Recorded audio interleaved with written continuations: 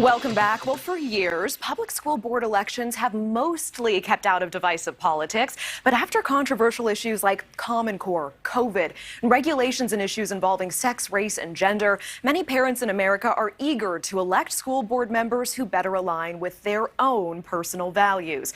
And our NewsNation viewers agree. In fact, in a recent NewsNation Decision Desk poll, just over 90% of respondents say that parents should at least have some control over their children's public school curriculum.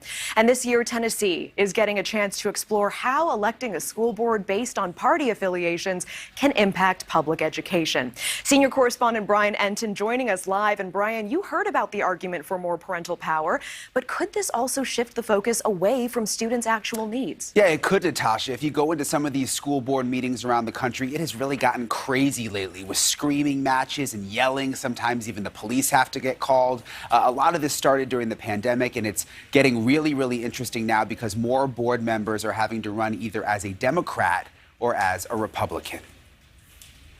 From masks, every single one of you have violated both state, federal, and international laws, to school lockdowns, figure it out or get off the podium, to controversial curriculum. God forbid you teach my kid critical race theory. Schools and politics seem to go hand in hand these days. Once everybody started showing up to these school board meetings during the pandemic, something shifted and it became tense. Cassie Rose, a mom of two, says a new law in Tennessee allowing school districts to have school board candidates designate a political party when running for office is making her once quiet school board meetings much more intense. Now there's a side, whereas before it was like, these were our kids, these were our schools. This was something that we could all work on together.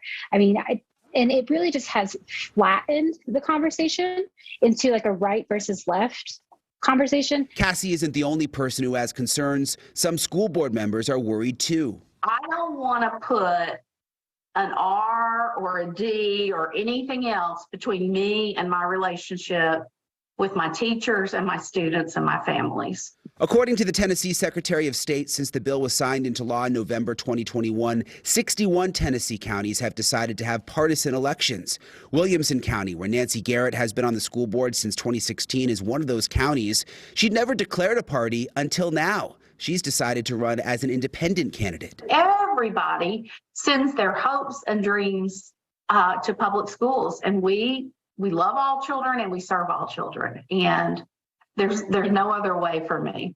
You know, nonpartisan public service is the way for me. Tennessee isn't the only state where partisan school board elections are a hot topic. Florida leaders recently sponsored a bill that would have allowed the Sunshine State to have partisan elections. That bill died in subcommittee in March, but some leaders are still fighting for it, saying this provides more information about candidates for the voters. We do that with every other race. And again, to me, it comes back to transparency. This is an issue about giving a voter as much information as you can about a candidate, and something that I think we should bring back and look at doing again. Since the pandemic, when so many school districts across the country were forced to make varying and sometimes controversial decisions, like how long their schools would be remote, if masks and vaccines were required, and what types of subjects should be taught, education has come to the forefront of many political discussions. I think that these sort of radical school boards that we saw during COVID have awakened the largest and most powerful interest group in American politics, and that's parents.